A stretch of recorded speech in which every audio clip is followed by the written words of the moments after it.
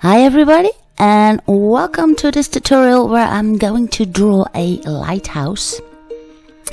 And this is the lower lighthouse in Westkapelle in Zeeland, the Netherlands. And I drew in two lines about 23 centimeters by 19, 24 by 20 is sufficient too. And what I want to talk to you about is the order in which to draw. Now here you can see the horizon and everything above it is sky. Then second is sea, that is everything below the horizon. Then we have the coastline, and I will draw this in third. Then here in front there will be some grass that grow on the dunes. And the last thing to draw in then is the lighthouse itself. Keep notice of this center line. Next to it there is a welding seam. But draw in your lighthouse the last. Now you can find the picture of this particular lighthouse on Pixabay. It was made by Dazzle. And on my Patreon page you can see me doing this drawing in real time, of course. You can find the print and you can find the reference picture, of course. Now for this demonstration I will be using Ken Son Me-Teintes Touch. It's kind of a grinding paper.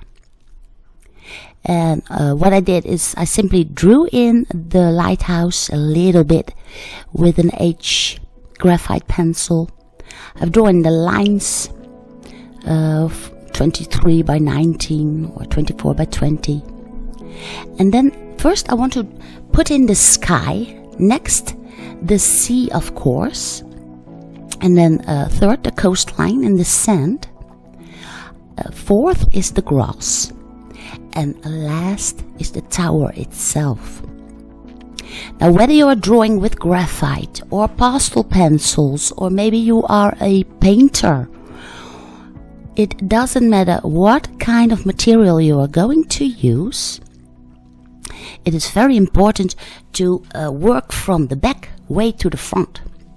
Because if you were to draw around an object, you will always see that, no matter how carefully you try. So if you were to put in first the lighthouse and then everything around it, you would have a problem. Now for this demonstration I'm using Panpastels because they work very fast. It's a compressed powder. But of course you can also make this drawing with graphite or pastel pencils or whatever medium you want. Now what I've done first is I've drawn in the horizon with a white pastel pencil. The horizon itself is on about 7 centimeters.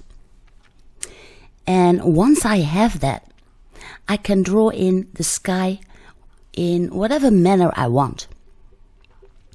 I want this to be a bright day, and in the Netherlands it's hardly ever a complete blue sky. We most of the time have some clouds going around.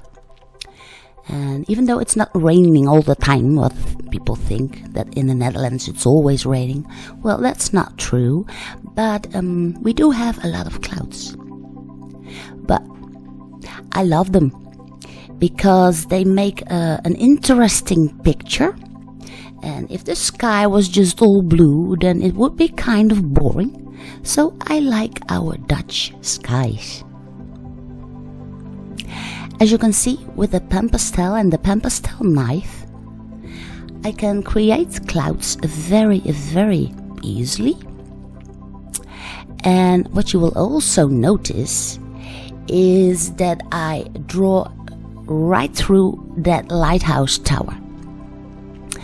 The sky has to continue behind that tower And as a last object, I will be drawing in that tower. But first I have to secure my sky in the background. Once I have the sky, I can now put in the sea.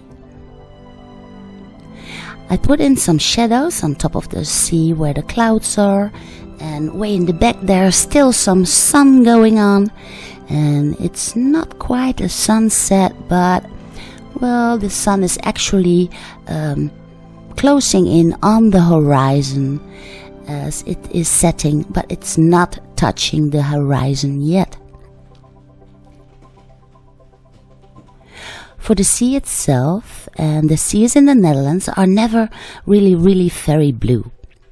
They're a bit greenish, and the North Sea is very shallow, so it even often looks a little bit brownish.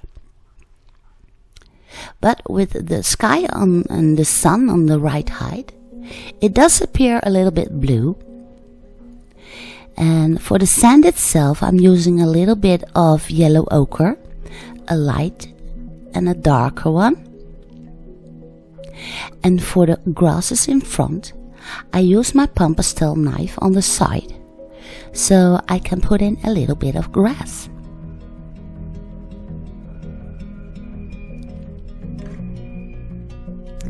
Then I go over everything again. I'm checking my sky and I make sure that I do not have a too harsh line for the horizon itself, because of, well, I try to make the horizon line a little bit blurry, because in the Netherlands it's often a bit of pollution going on for water dump that is way in the back. And I will put a little bit of light on the sand, because the sand is wet. And then I have some kind of landscape going on. Then it's time for the pastel pencils. Now that I'm happy with my sky, my sand, my sea in between, I can start with the pastel pencils. Now what I did is I combined my Faber-Castell pencils with my Stabilo Carbotellos. And that is because in the Faber-Castell kit there are some grays that does not exist in the Stabilo Carbotello kit. But on the other way around, in my Stabilo Carbotello kit there are some kinds of red that I really needed. So if you have different kinds of material by different fabrics, it does not matter, because together you will get a lot of colors that way. As long as you stick to the good brands like Stabilo Carbotello or Faber-Castell or Koh-i-Noor, you're always safe, and together they will give you a big range of colors. So never be scared to buy different kinds of brands. Now in the meantime, I'm using a ruler for the hard edge on the left side of the lighthouse. For the left side I'm using a middle red, and as the light is coming from the left side, I also put over that a little bit of light yellow. There has to be a sunny side on my lighthouse and of course a shadow side. Now underneath the railing on top of the lighthouse, of course, there is a lot of shadow. So here I'm using a dark red for the right side of my lighthouse. just see the difference between the left and the right side. What you also see is that seam. That's not the center line, it's a seam, a welding seam, because this lighthouse is made out of metal. I will put a little bit of a story on my Patreon page to tell you a little bit about this tower. Now way in the back there's a little door that I wanted to draw in. I can see 3 windows. And here it's time to draw in with the white, the top of the lighthouse. Now what you can see is the left side is made with pure white and then the right side with the gray. Also you can see the sky through the windows on the top. So that is the importance of drawing in your sky first. Now it appears very, very lively and very, very realistic. I put a sheet underneath my hand so I can work out the details on the lighthouse without disturbing the pigments underneath my hands on the right side of my drawing. So that's a very handy tip too.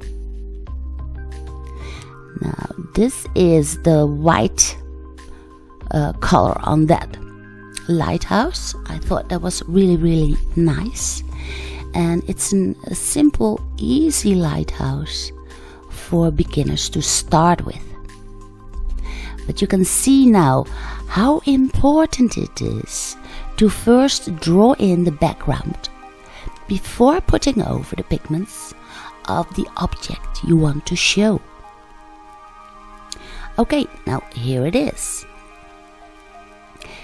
All I need to do next is I draw in a little bit of stairs that are coming up that dune, and I want to draw in a little bit of the grasses that grow in the foreground. But I do not want to put too much focus on the grasses. It's like when you are a photographer and you are making a picture out of focus. Then the mid area would be the sharpest, the most detailed, while way in the back it's a little bit blurry, and way in the front it's also a little bit blurry. So that is what I'm trying to draw here. And in that way, all the attention gets to go to that lighthouse. And it's standing there really, really bright on that sand, on the edge of the sea. And just to add a little bit of detail, I would love to draw in some seagulls that are way in the back and coming towards us. I use a little bit of white, some gray, a little bit of light yellow, and then you have some seagulls, an idea of. You can always get out little rubbles with a broad brush, and here I'm putting a little bit of a shadow, but not too much, and not too much detail in the front. Then I clean up the drawing a little bit. If you were to frame it, then well, you don't have to worry too much about what is went out of the corners there. It's no problem. So this is my study up until so far. I hope you have a lot of tips here that can help you. If you do, let me know in the comments below, and I wish you all the luck on your drawing. Maybe I will see you around on my Patreon page, and for now I say give this drawing a go, and I will see you again next Friday in my next tutorial.